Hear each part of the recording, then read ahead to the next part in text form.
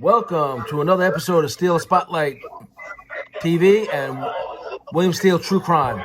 Today we have another case with my beautiful fiance, Dr. Mary Bass.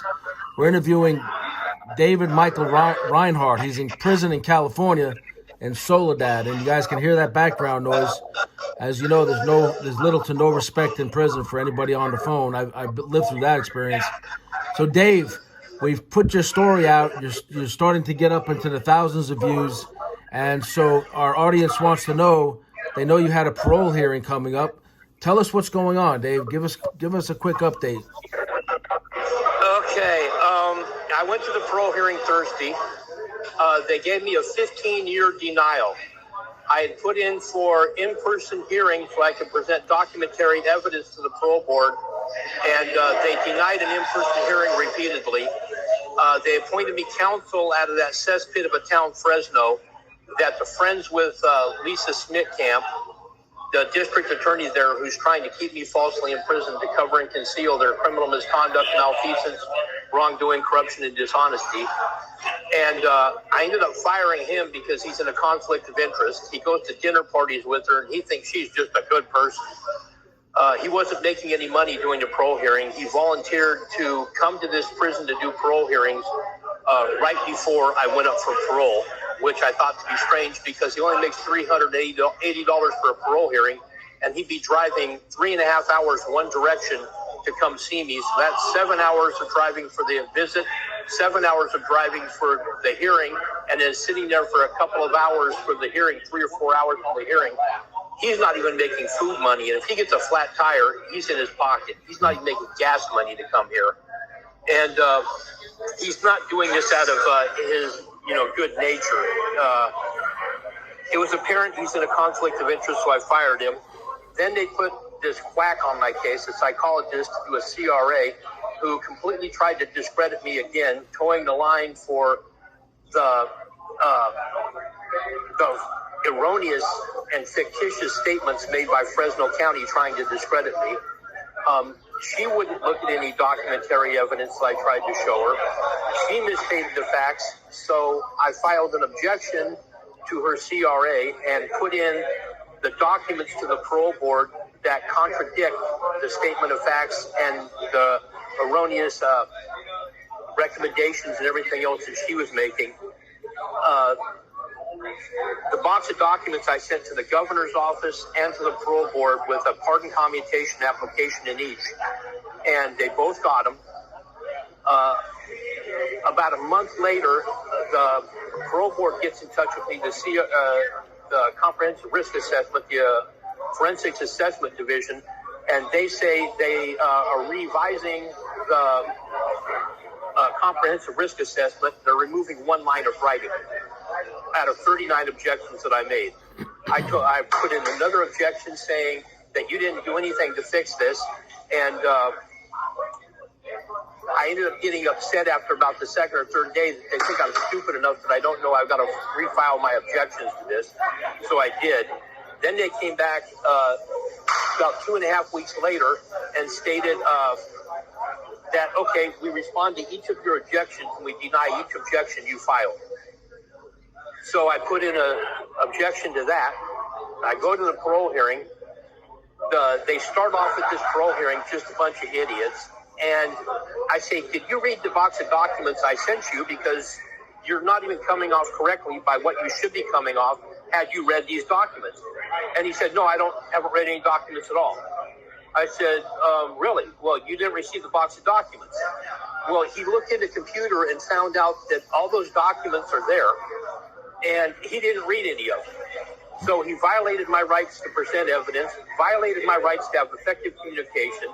He abused his discretion in not reading those documents because it's a state law in the Title 15, the California Code of Regulations, and in the Penal Code that I have a right to present documentary evidence in mitigation or to contest disputed facts. And they hit me with a 15-year denial, pushing a 20-and-a-half-year sentence to effectively 35 and a half years for hurting no one.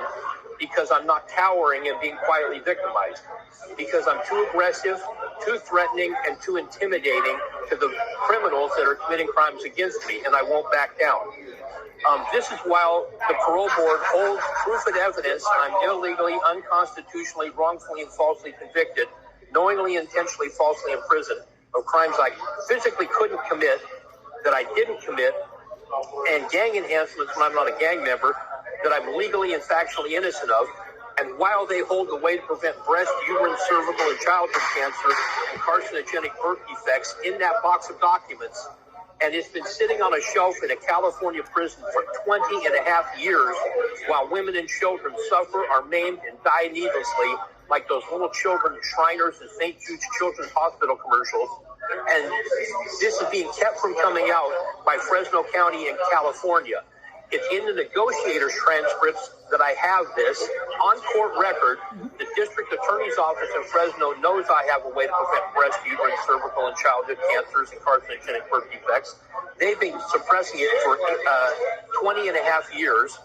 It's in front of the governor's office for 7 months, the attorney general's office for 8.5 months, and now it's been before the parole board for 2 months, sitting in their office.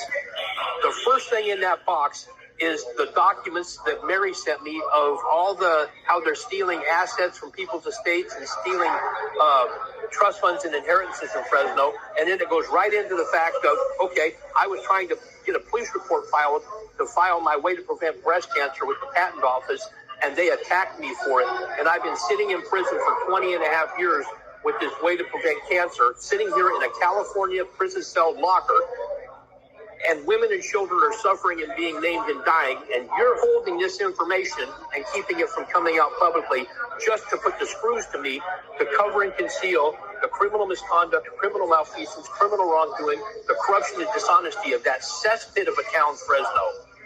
And they're doing harm to society in order to cover and conceal their own malfeasance and misconduct. They don't care. Dave, and the parole board doesn't care. Dave, for YouTube and for the guidelines we have to follow, I have to say a few things real quick. So we're not making any medical claims here. We're not doctors.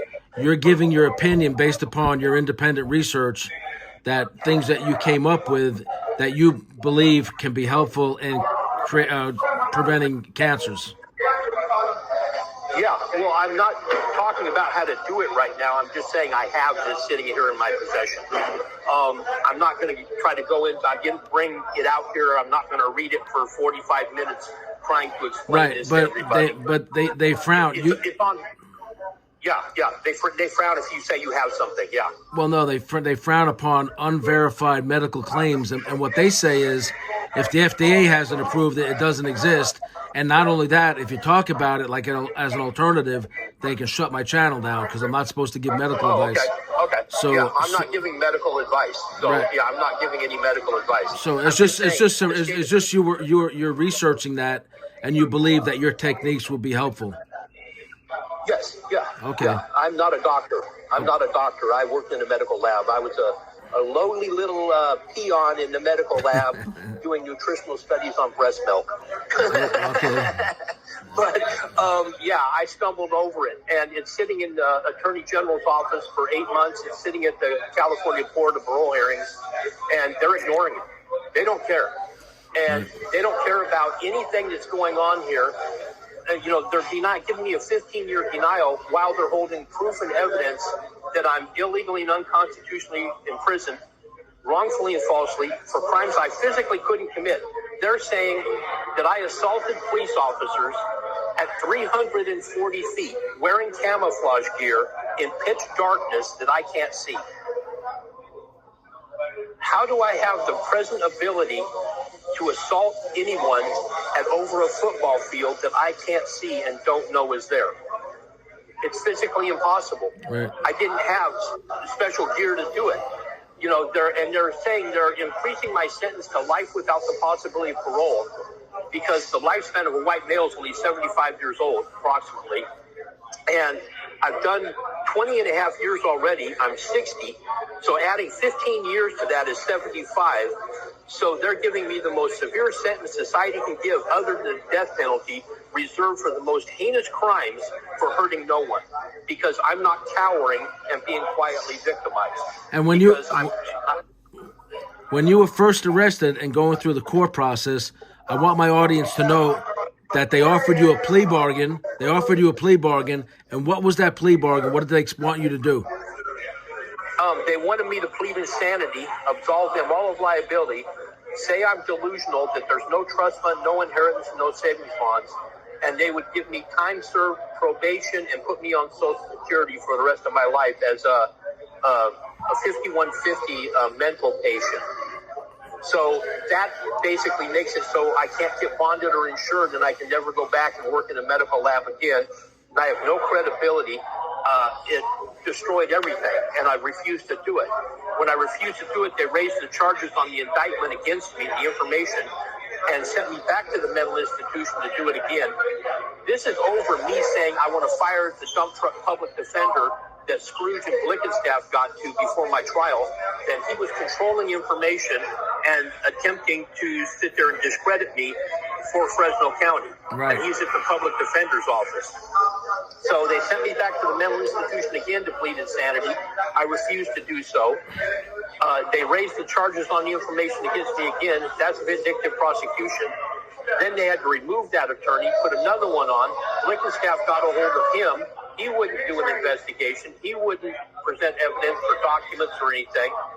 And then he brought a doctor in to explain to the jury what delusional means right before I testified on my own behalf, destroying my credibility.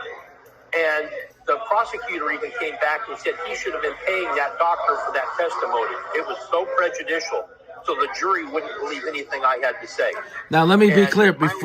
Before we run out of time, I want to be clear. So you were offered time served by the people prosecuting you. The judge and lawyers, everybody was willing to accept it. You turned it down, and eventually now you're in prison 25 years, and the parole board thinks you deserve life in prison instead of the time served that you were offered 25 years ago. This is how incompetent the parole board is. We're going to wrap this up, and we're going to get back to you on a follow-up here. And thank you for joining us for this brief episode. We're going to bring you back, Dave, here momentarily. Thank you for joining, Dave. Okay, I'll be back in a second. Got it. See you in a minute.